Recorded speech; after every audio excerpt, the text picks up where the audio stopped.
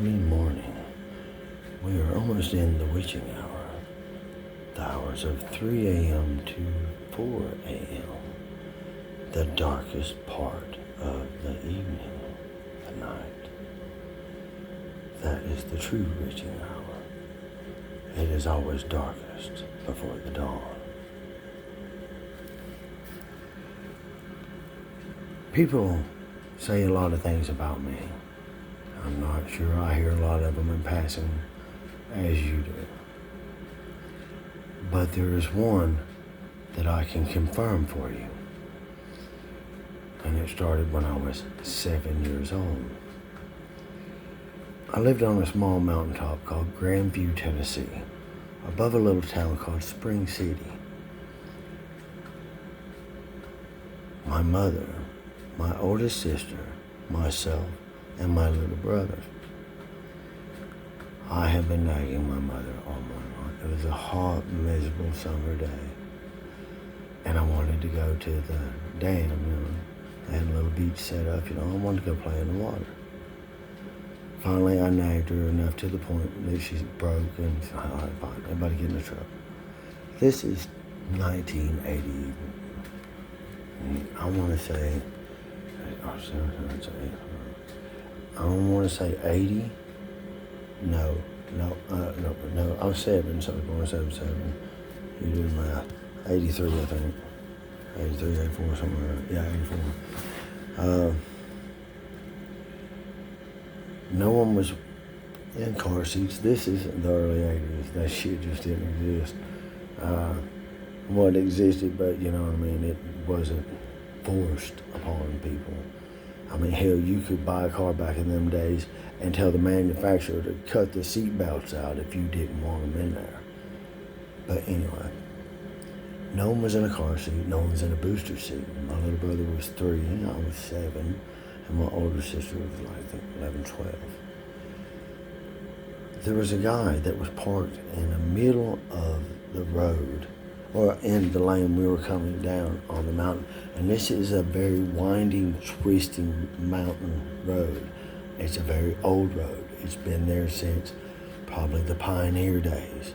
Hell, I had a covered wagon, a real covered wagon we would pull with the tractor deeper into the woods. I never really understood that one, but we used to go camping all the time in the covered wagon, deeper in the forest.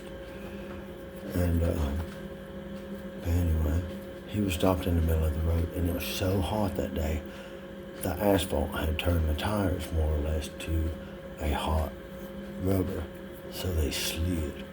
My mother had 2 options: veer into the mountainside or go off the edge, and this is an edge. So she veered into the mountain. The truck rolled 3, 4 times. The cab of the truck was crushed to the point, you could just barely squeeze through. My oldest sister was the first one out. She was able to wave down help. And you gotta remember, there was no cell phones back in this time. We had rotary phones and shit like that still. So she had to go from the accident spot to the top, up to the top of the mountain, or to the bottom. I'm not sure which one she went to, top or the bottom, to get to a phone, to get an ambulance there that had verified my mother, myself, and my little brother deceased. They aired it on the radio, and you know as well as I do, they don't broadcast a death of a family unless it is verified. Then my mother woke up, my little brother, and then I come to, with my mother banging on the cab of the truck. It was laying on top of itself, so I was laying flat-faced on the hood, or at the top of the cab. It was crushed, flipped over. My mother had a broken middle finger.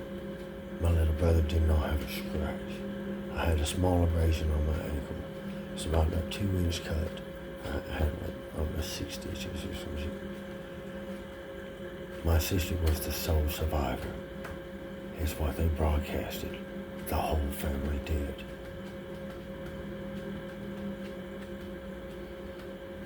I've come to learn through recent experiences, I love my family so much. I brought them back before I brought myself back. Because I'm still doing it today. They have to live through this torturous nightmare because of the love I have for them. And it won't let them escape their misery.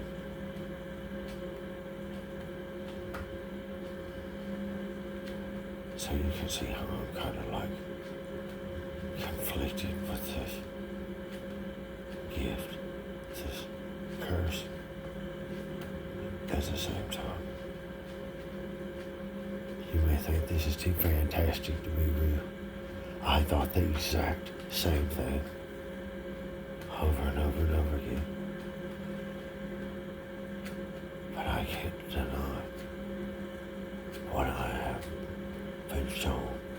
My family has been shown my death over and over and over by the hands of these traffickers.